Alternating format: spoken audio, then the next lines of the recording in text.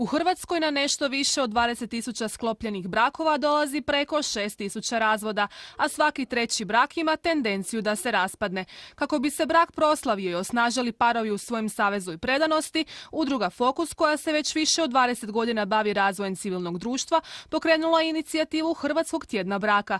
Time se Hrvatska priključila inicijativi Međunarodnog tjedna braka koji se ove godine održava od 7. do 14. veljače u 26 zemalja svijeta. Mi smo se priključili prošle godine i do sada se u Hrvatskoj odvija u 12 gradova sa više od 40 događaja koji uključuju popuste restorana, knjižara na neke odabrana djela vezano uz brak i odnose, razne vjerske zajednice nude svoj sadržaj, udruge nude seminare o odnosima, osobnostima, o upravljanju financijama i tako.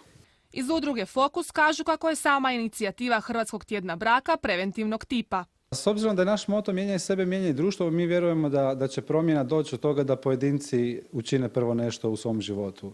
Jako nam se svidjelo što je ova inicijativa zapravo jednog preventivnog tipa. Mi inače u udruzi Fokus radimo i bračna i predbračna savjetovanja, ali smo vidjeli da je ovo nešto zgodno na što možemo potaknuti ljude da se uključe na vrijeme. Znači ne da saniramo brakove koji su u problemu, nego da ih potaknemo da naprave nešto za svoj odnos dok je još moguće.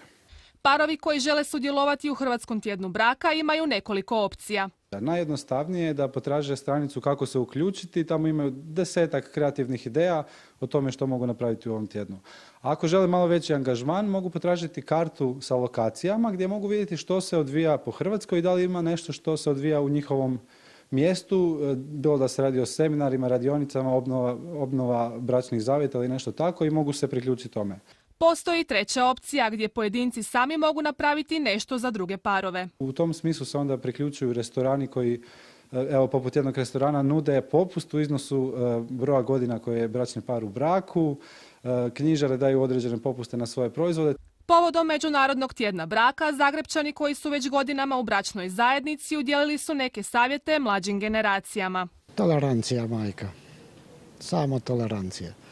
Jedno prema drugom i to je to. Mislim da je tolerancija i kompromis uvijek najbolje rješenje. Ti moraš biti, kak se veli, i u dobru i u zlu, i kad je loše i kad nije, i kad je super. Moraš imati podršku ili od muža i ti mužu i onda to šljaka, inače. Malo tolerancije, malo popuštanja, razumijevanja, puno ljubavi. A osim tolerancije i razumijevanja, svog bračnog partnera ovaj tjedan slobodno iznenadite i nekim od organiziranih događaja za parove, čime ćete još više produbiti bračni odnos i dokazati partneru kako vam je on i nakon dugi niz godina još uvijek na prvom mjestu.